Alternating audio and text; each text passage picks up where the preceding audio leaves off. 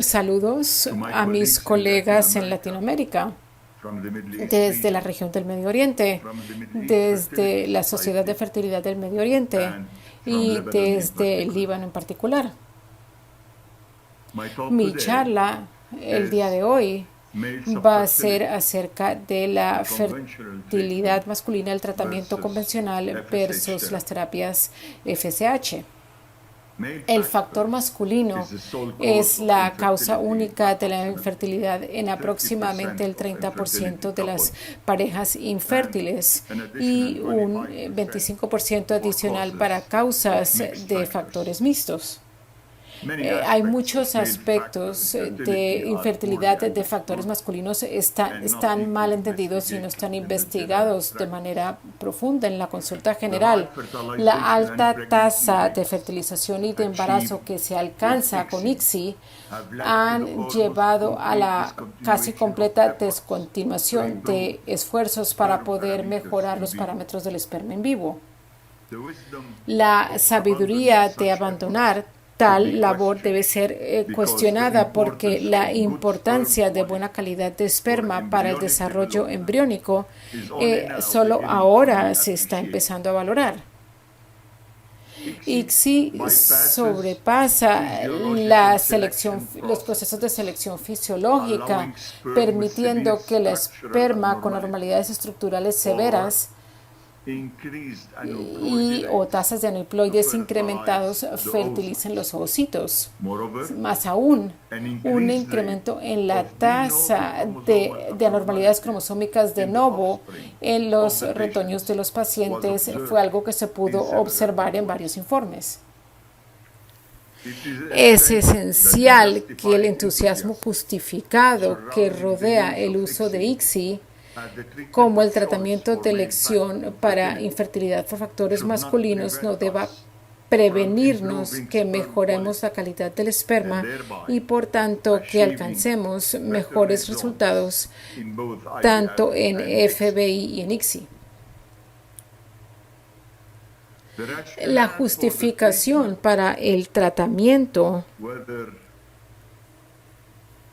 ya sea que utilicemos medicamento o cualquier otro tipo de intervención, es mejorar la calidad del semen y por tanto el poder incrementar las tasas de embarazo y los desenlaces. El uso de antioxidantes es algo que está ampliamente formulado por especialistas en medicina reproductiva o en andrología, con la hipótesis de que las especies de oxidativas reactivas que generan daños al TN a través de las proteínas y los lípidos y que afectan de manera negativa la fertilidad.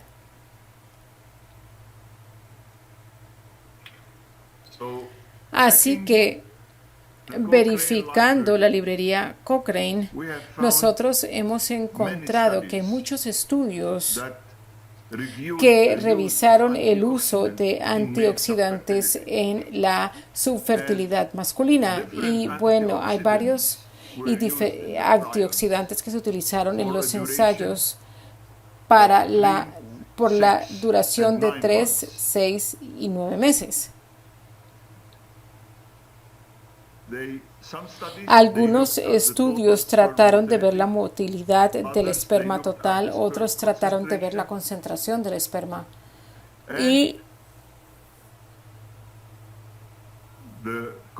la comparación entre el placebo o no tratamiento con el uso de antioxidantes, ya sea para pacientes que sometidos a fertilización in vitro u otros procedimientos, es algo que ha conllevado a la conclusión de que la evidencia para los nacidos vivos y por tasas de embarazo fueron muy bajos. Estos estudios fueron altamente heterogéneos, fueron pequeños, mal diseñados y incluyen múltiples intervenciones.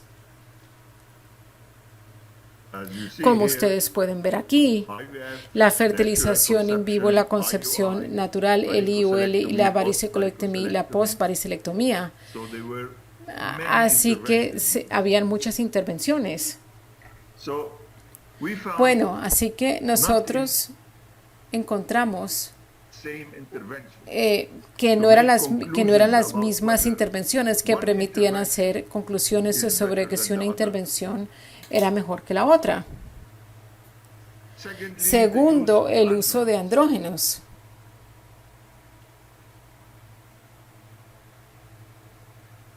El uso de andrógenos es algo que se utiliza como terapia empírica y también es algo que se encuentra en la librería Cochrane. Sin embargo,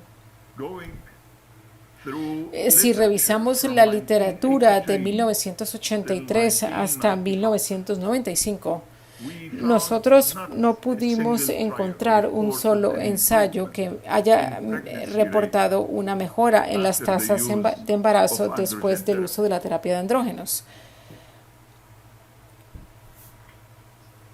Hay algunos estudios que se pudieron ver en otra literatura que no estaban incluidos en la revisión de Cochrane que nosotros vimos.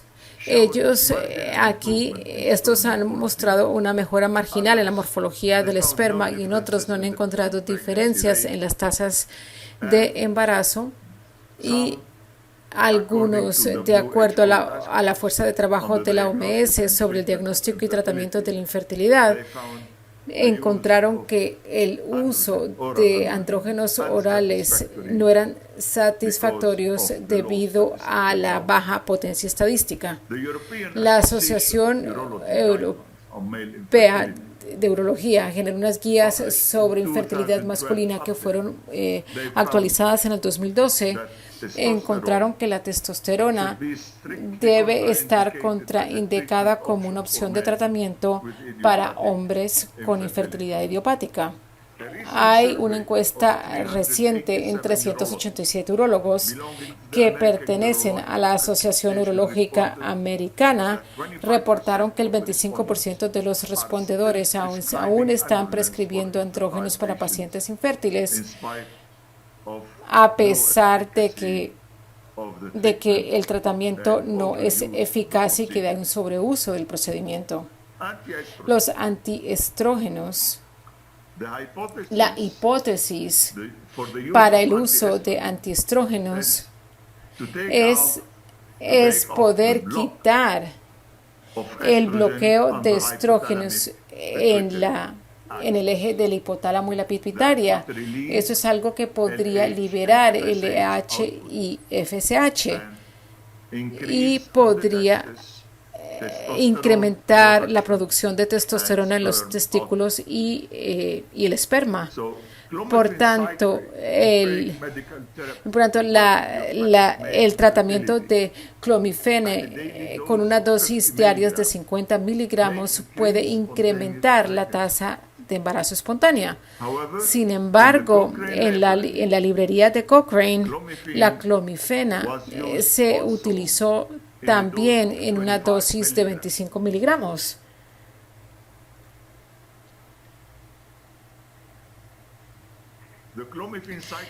El tratamiento de citrato de clomifena resultó en incrementos significativos en la concentración de esperma y en el porcentaje de la movilidad del esperma. Asimismo, después del citrato de clomifena, nosotros encontramos que había una elevación significativa del suero de FSH y de la testosterona en suero. Sin embargo, nosotros encontramos un desequilibrio entre el estudio y el grupo control y encontramos que habían observaciones pequeñas como una mejora del 10% en la tasa de embarazo después de 6 o 12 meses de terapia de citrato de clomifene. Así que las 190 parejas aleatorizadas multicéntricas ciegas de la OMS, y esto fue publicado en el Internal Journal de Andrology en el 92. Utilizando citrato de clomifeno 25 miligramos durante 6 meses, no presentaron diferencias significativas. Hay otros estudios de 1984. Tampoco presentó diferencias significativas. Hay otros estudios utilizando tamoxifeno. No tuvieron la capacidad de establecer la eficiencia real del tratamiento. Y finalmente, el último estudio en el European Journal de Urology utilizando tamoxifeno mostró una pequeña mejora en la concentración, pero no había ningún efecto en la movilidad o morfología. Así que la terapia antiestrógenos, que es el tratamiento más común que se utiliza debido a su costo más bajo y por su fácil administración, pero cuando vemos los resultados, solamente un grupo pequeño de esta población parece ser que responde al tratamiento. Todos los estudios aleatorizados no pudieron demostrar una mejora en la tasa de embarazos. Para los inhibidores de aromatasa que se utilizan, si revisamos de la literatura, mostramos que no habían cambios consistentes en ninguna de las esposas quedó en embarazo.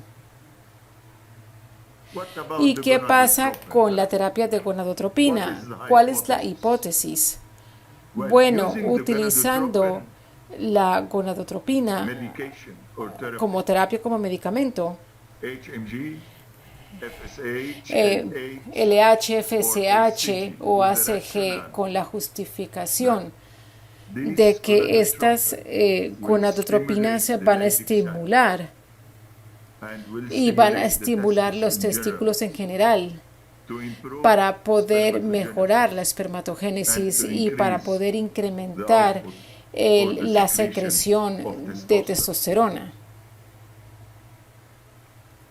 Bueno, la hormona que libera la gonadotropina. En casos de hipogonadotropina, ayuda a las fases de recuperación, y esto va a través de diferentes fases. Vemos que hay una recuperación funcional de las células de Leydig que mejora la función de los vesículos seminales y de la próstata también. Vemos que hay una recuperación de la función del epidídimo de pronto subsecuente a la mejora en la función tubular, y también hay una recuperación de la función de las células de Sertoli, que incluso en esta población es mucho más difícil. Para el uso de la gonadotropina coriónica humana, el HCG ha sido utilizado durante muchos años, que genera la estimulación de las células de Leydig y también incrementa la producción de testosterona. Sin embargo, la falta de estimulación del compartimento de la célula germinal de Sertoli es algo que se puede observar y es algo que se ha estudiado.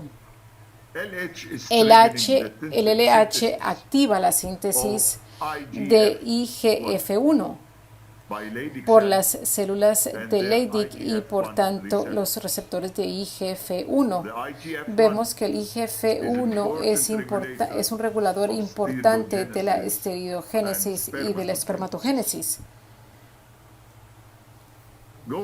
Bueno, si revisamos la librería de Cochrane, nosotros hemos podido encontrar que en todos estos estudios hay un efecto beneficiario en los nacidos vivos y en el embarazo de la gonadotropina. Vemos que el tratamiento para los hombres con su fertilidad por factores masculinos. Sin embargo, dados que los números y participantes son pequeños, podemos ver que la evidencia es insuficiente para poder evitar una conclusión final. Sin embargo, en todos estos estudios hemos encontrado una tasa de embarazo adicional del 10% que ofrece 6 a 12 semanas de tratamiento con con una causa directa o indirecta. Y finalmente podemos ver que la terapia de FSH es una estimulación inadecuada de las células de Sertoli. Esto mejora las funciones dependientes de FSH, incluido la espermatogénesis en una secreción de gonadotropina normal en patrón o calidad.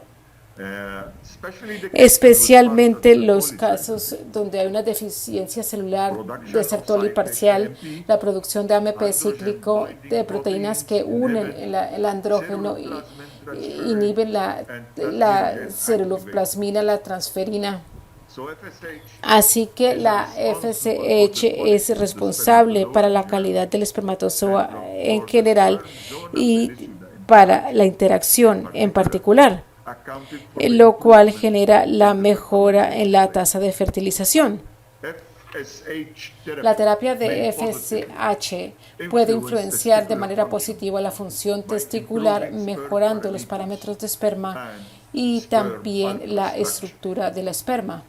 Y esto es algo que se pudo documentar en todos los estudios con el uso de microscopía de electrones. Un incremento en las tasas de fertilización después de la terapia de FSH puede estar asociado a mejoras en componentes subcelulares del esperma, y esto puede restaurar la maduración de espermatozoa defectuosa, más que todo de las regiones acrosómicas y regionales. Por tanto, la exposición a largo plazo in vivo al FSH endógenos de la gonadotropina y un potencial de baja fertilización generó en un incremento 4 veces en su potencial de fertilización de esperma. Y nosotros aquí vemos en esta diapositiva, en este estudio que hizo Ben Rafael, que el uso de 75 unidades internacionales diarias, una doble dosis diaria versus el control, puedo mostrar que la fertilización de ositos se duplicó, prácticamente se duplicó, y la tasa de fertilización se incrementó 3 o 4 veces. Por tanto, la tasa de embarazos del tercer ciclo en el primer ciclo fue 1 y en el segundo grupo que recibió 150 unidades fue 2. Y si vemos en esta diapositiva los organeles subcelulares antes y después del tratamiento, especialmente el acrosoma, el núcleo y el axón N. Esto es muy importante y se va a reflejar en la calidad del esperma y también en la calidad embriónica y en la tasa de implantación. Después de la terapia de FSH, la inhibin B se incrementa, especialmente a la segunda semana, y lo va a continuar haciendo 12 semanas más. Lo mismo también aplica para la FSH. Ashkenazi, utilizando FSH unificado, encontró que el número de embriones transferidos después de la terapia fue de 3.1. Vemos que los embriones de grado A se duplicó por el control y podemos ver que la tasa de embarazos clínicas también se duplicó. Lo mismo también aplica para la tasa de implantación. Así que del 70 al 75% de los sujetos normogonadotrópicos OTA tratados por FSH por 6 meses mostraron que había un incremento bilateral significativo en el flujo sanguíneo intratesticular, una reducción en el índice de resistencia, un incremento en la capacidad de flujo de los mismos vasos, una mejora del suministro de oxígeno y, en consecuencia, una reducción de la exposición de células germinales a las especies de oxígeno reactivos, que es responsable de la rotura del ADN y de la peroxidación de los lípidos. Así que Dunfeld incluso estudió un grupo de pacientes que estaban recibiendo la terapia de FSH.